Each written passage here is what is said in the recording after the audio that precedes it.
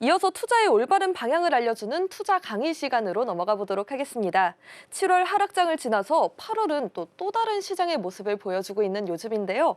이러한 상황에서 대형주를 통해서 1년 만에 자금을 2배로 만들 수 있는 비법 전문가님께서 소개해 주신다고 합니다.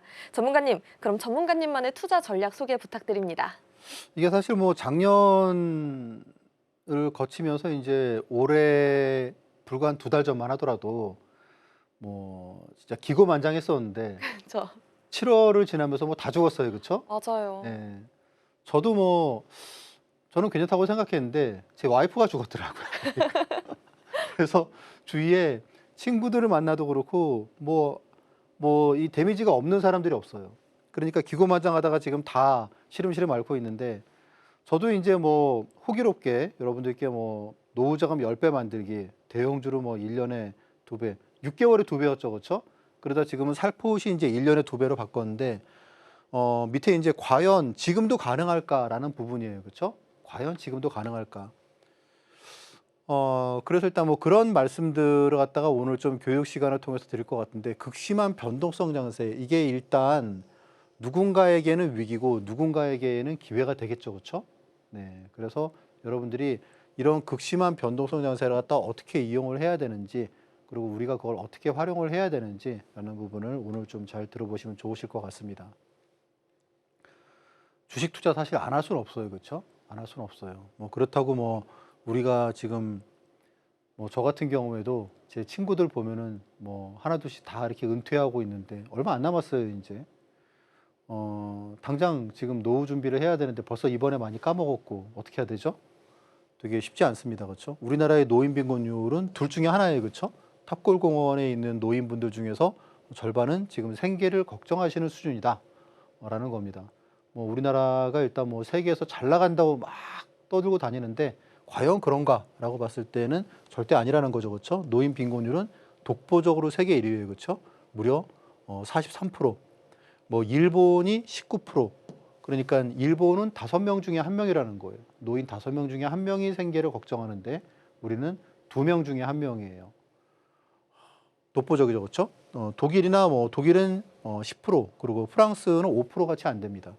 뭐 우리가 왜 그런가라고 봤을 때는 구조적인 부분이죠. 그렇죠? 네. 우리는 일단 우리가 버는 거의 거의 절반, 45% 정도가 자녀에게 들어가요. 자녀에게. 네. 그래서 뭐 자녀 한 명당 뭐 들어가는 돈이 뭐 한 5억이라고 그러는데 그것도 벌써 몇 년 전의 자료이기 때문에 지금은 더 들어가겠죠. 집값도 많이 뛰었고. 그리고 또 한 35%는 일단 뭐 부모 간병, 주거비, 생활비 이렇게 들어갑니다. 우리나라의 주거비는 구매력 대비, 그러니까 PPI라고 그러죠. 그거 대비해 가지고 소득 대비 주거비가 서울이 세계 4위예요. 그렇죠? 서울의 아파트가 세계 4위. 그러니까 우리 소득 대비 주거비, 주택 가격이 세계 4위라는 거예요. 그리고 소득 대비 먹는 거, 식료품은 세계 2위예요. 이건 얼마 전에도 뉴스에 나왔죠. 그렇죠? 그래서 1위가 스위스다. 그러면 결국 뭡니까? 의식주, 입는 것 빼고는 우리나라가 세계에서 되게 비싼 비용을 지불을 해야 된다라는 겁니다. 결국 내가 버는 돈에 나를 위해 쓸 수 있는 돈은 5% 정도밖에 안 된다라는 서글픈 사연입니다. 그렇죠? 그런데에도 우리는 노인 빈곤율이 무려 거의 50%예요. 그렇죠? 그러니까 주식을 안 할 수는 없어요. 뭘 하겠습니까? 비트코인 하겠습니까? 아니면 뭐 내 집 마련하겠습니까? 그런 게 아니죠. 그렇죠? 지금 이렇게 있는 돈을 갖다가 잘 불려야 되는데 자꾸 막 주식시장에 자꾸 발목을 잡아요. 그렇죠? 네. 자, 일단 여러분들이 주식 투자하실 때 이것만은 피하셔야 돼요. 그렇죠? 네, 이것만 안 해도 여러분들이 일단 뭐 절반의 성공이다라고 말씀드릴 수 있습니다. 첫 번째 뭐냐면 잡주죠, 잡주. 그렇죠? 나는 인류 인생을 살고 싶은데 왜 삼류 주식을 하느냐 말이죠. 그렇죠? 네. 듣도 보도 못한 주식들을 갖다가 하고 있더란 말이죠. 그래서 보면은 뭐 연세가 뭐 70, 80인데도 진짜 막 화려하게 주식을 하세요. 뭐 생전 처음 듣는 주식을 갖다가 뭐 막 열심히 하세요. 절대 하면 안 됩니다. 그렇게 하면 어떻게 돼요? 그렇게 하면 이렇게 되는 거죠. 그렇죠? 이런 거 뭐 미트박스, 벡트, 뭐 포바이포, 동양고스 이런 거 보시면은 마이너스 손실률이 이게 벌써 뭐 한 두어 달 전이니까 지금 더 망가졌겠죠. 그렇죠? 뭐 여기서 돈을 벌면 뭐 합니까? 여기 다 까먹는데. 한 종목으로 다 까먹는데. 이런 게 된단 말이죠. 그래서 어떤 분들 보면은 계좌에 손절 못한 주식만 다 가지고 있어요. 그렇죠? 그래서 잡주하시면 안 되고, 두 번째 뭐예요? 아무리 좋은 주식도 터무니없는 고가의 추격 매수를 하다가 물리면 답이 없다라는 겁니다. 하이닉스가 아무리 좋으면 뭐예요? 290만 원에 사면 답 없죠. 그렇죠? 단가를 낮춘다고 얼마나 낮출 수 있겠습니까? 예, 택도 없습니다. 그래서 뭐 LG전자 뭐 45만 원에 샀다. 답이 없어요. 그렇죠? 그러니까 아무리 좋은 주식이라도 이렇게 포모의 매수를 갖다가 하게 되면은 큰 코 다친다라는 겁니다. 그러니까 주식이 그런 거예요. 잘 하다가 한 번 망가지면 진짜 걷잡을 수 없게 됩니다. 그래서 주식이 혼자서 어려운 거예요. 나는 뭐 괜찮게 뭐 잘 하고 있는 것 같은데 한번 시장 휘청거리면 어때요?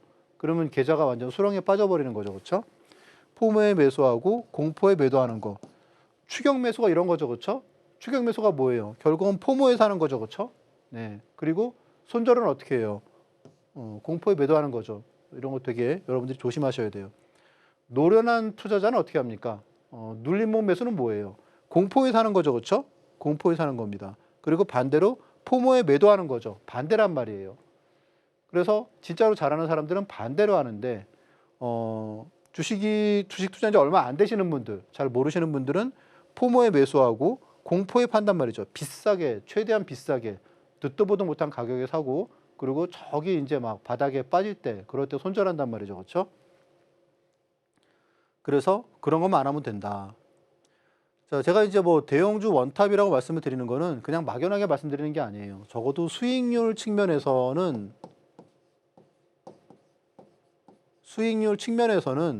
제가 그래도 원탑이라고 말씀드릴 수 있을 것 같다, 그런 내용이에요. 대형주의 장점은 뭡니까? 대형주 정성매매의 장점은 뭘까요? 대형주 정성매매는 말 그대로 정성매매예요. 그냥 싸게 사서 비싸게 파는 거예요. 눌림목에 사서 남들이 막 들어올 때 파는 겁니다. 오늘도 그랬잖아요. 그렇죠? 오늘 종목도. 그리고 뭐 최근에 알테오젠도 그렇고, 이렇게 좀 이렇게 막 눌리고 있을 때, 그럴 때 알테오젠 장대 음봉 나올 때 그럴 때 사잖아요. 그렇죠? 그리고 이제 반등 나오고 그럴 때 팔지 않습니까? 오늘 매매도 그렇고. 그런 매매를 갖다가 하면은 특징이 뭐예요? 속일 수가 없어요. 그러니까 여러분들이 방송에서 보시고 저 사람은 주식 되게 잘하는 것 같아. 나도 좀 저 사람한테 주식 좀 배워보고 싶어. 뭐가 있지 않을까? 내 병을 좀 치료해줄 수 있지 않을까? 근데 막상 해보면 어때요? 와, 뭐 오히려 더 병을 갖다가 얻고 오죠. 그렇죠? 그런데 대형주 정성매매는 속일 수도 없어요. 그리고 속을 일도 없죠. 그런데 왜 안 합니까? 안 하는 이유가 뭘까요? 재미없으니까. 그렇죠? 재미없으니까. 그렇죠. 그렇죠? 재미없으니까. 뭐 예를 들어서 현대중공업을 갖다가 뭐 샀어요. 그랬는데 한 달 만에 한 20% 수익 났어요. 그럼 어때요?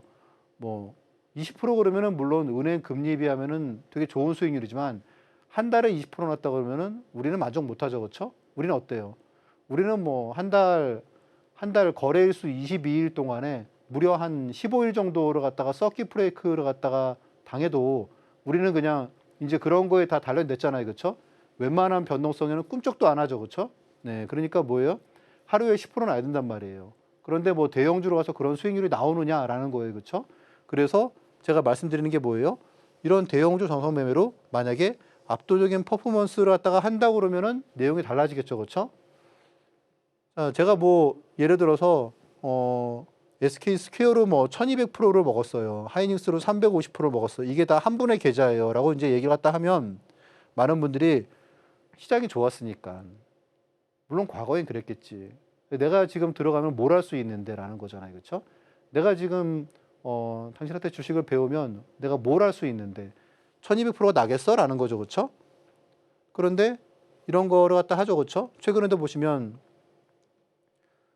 LG CNS 뭐 이렇게 종가 베팅 뭐 마이너스 8% 빠진 날 이렇게 들어갔는데, 그런데 다음 날 상한가 들어가고 그 다음도 상한가 들어가고 그 다음도 또한 25% 오르고 그런 거죠.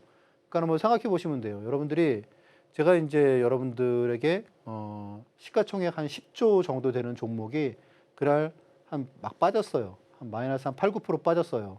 그런데 한 오후 한 4시 반 정도 돼가지고 여러분들한테 종가 베팅으로 이 종목 사세요 그러면 보통 틀리죠, 그렇죠? 대부분의 99%의 전문가들은 어때요? 요런 때 종가 베팅하죠, 그렇죠? 이런 때 종가 베팅합니다, 그렇죠? 그리고 만약에 이런 때 종가 베팅하죠. 그러다가 안 되면은 다음 날에 손절하죠, 그렇죠? 그런데 이렇게 오후 4시에 어떤 시가총액 10조짜리를 샀는데 다음 날 뭐 벼락같이 상한가가 들어갔어요. 갑자기 뭐 젠슨항이 뭐 LG그룹과 뭐를 한다고 발표가 나고 그 다음 날도 또 상한가가 또 들어가요. 3번이 들어가요. 그러면 30%의 3번이 얼마죠? 거의 더블이죠, 그렇죠? 이렇게 3현상이 나온다는 겁니다. 그래서 실제로 매도하는 가격이 이런 가격이죠, 그렇죠? 뭐 8만 원에 매수를 했는데 15만 9천 원 3일 뒤에 그리고 13만 9천 원 그럼 80% 60% 이런 수익률을 내고 나온다는 거예요, 그렇죠? 불알 매도로. 그리고 불과 지지난주에도 삼성전기를 갖다가 종가 베팅으로 들어갔죠, 그렇죠? 종가 베팅으로. 근데 이 종목은 시장이 워낙 안 좋았잖아요, 그렇죠? 종가 베팅을 들어갔는데 다음 날 또 빠졌어요. 그러니까 제가 어떻게 했나요? 다음 날 과감하게 추가 베팅을 합시다 그랬죠, 그렇죠? 추가 매수로 들어갔어요. 그런데 다음 날 아침에 이거 거의 상한가로 출발했죠. 한 28%로 출발했죠, 정규장에. 그래서 제가 정규장 시가의 일부를 갖다가 팔고 또 그리고 그 다음에 또 다음 날 또 팔고 계속 올랐죠, 그렇죠? 예, 그렇게 진행을 했습니다. 그러니까 종가 베팅도 눌림목 종가 베팅이에요. 그러니까 남들이 흔히 하는 그런 뭐 상따, 뭐 추격 매수, 뭐 가장 센 거 종가로 그런 게 아니고 이렇게 급락할 때 종가 베팅을 한단 말이죠, 그렇죠? 예, 그런데 이렇게 상한가들이 나온단 말이죠. 그러니까 제가 여러분들께 압도적인 수익이라고 말씀을 드리는 거죠. 그러니까 이렇게 뭐 3일에 더블이 나오고 그리고 다음 날 뭐 상한가가 나오고 이런 거는 대형주로는 여러분들이 기존에 안 된다고 생각을 하셨잖아요, 그렇죠? 그런데 이런 게 솔찬히 나온다는 거죠.